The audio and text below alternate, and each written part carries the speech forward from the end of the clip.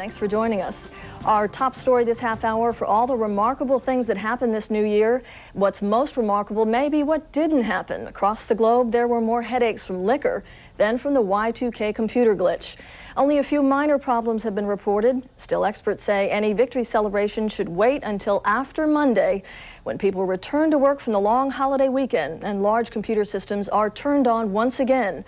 Mike Betcher has more. So far, so good. The only mess left behind was from one big party, not from computer glitches or terrorist bombs. India and Pakistan are at odds over the location of 5 men who hijacked an Indian Airlines plane.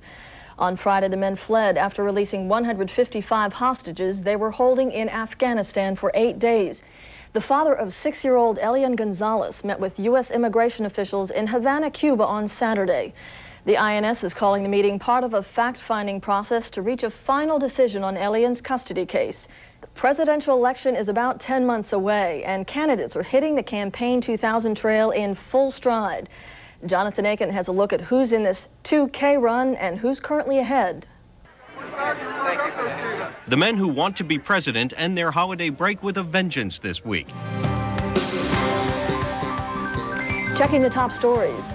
No power outages or other major problems connected to the so-called Y2K computer glitch have been reported in the United States or overseas so far. The Pentagon reports one of its satellite systems did briefly shut down, but is now functioning.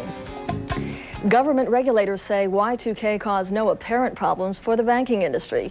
Susan Reed reports some banks even showed their confidence by opening for business. Customers were few and far between at one of the few banks open on New Year's Day. Well, it may have hit you when you picked up the newspaper Saturday, or maybe you've written a check. The zeros have arrived, and as Jeannie Motes reports, they add up to much more than nothing. With the year 2000 finally here, it's time to zero in on zero. Coming up, Y2K may not have caused a computer mess, but it has created a need for another kind of cleanup. I'm Debra Daugherty. This is CNN Headline News.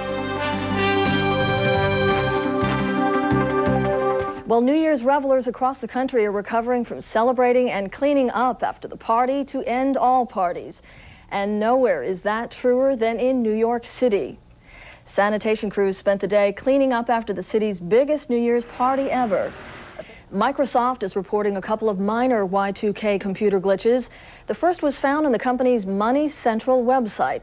The glitch caused some customers' portfolios to appear worth more than they actually were.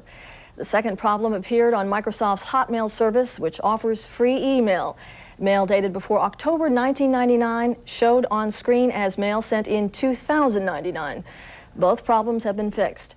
Microsoft Chairman Bill Gates talked with CNN's Larry King about possible Y2K computer problems.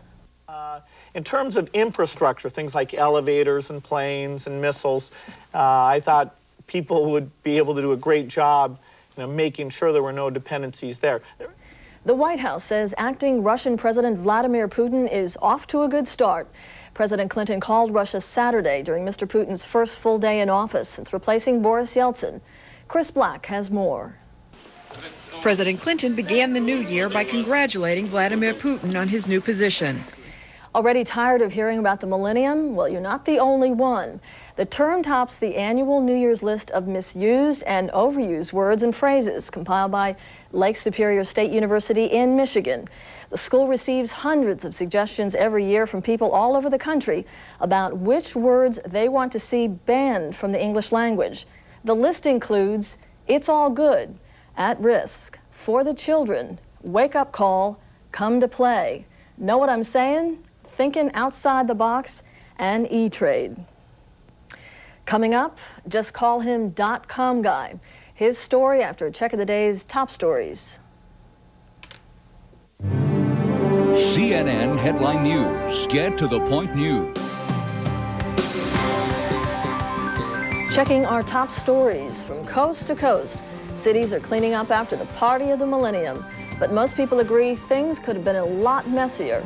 Walmart has launched a revamped website for the new year. The new site will double the number of online product offerings to 600,000.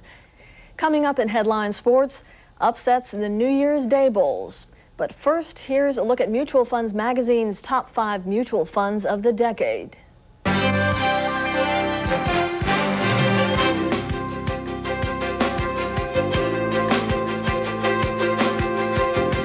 CNN Headline News. Get to the point news.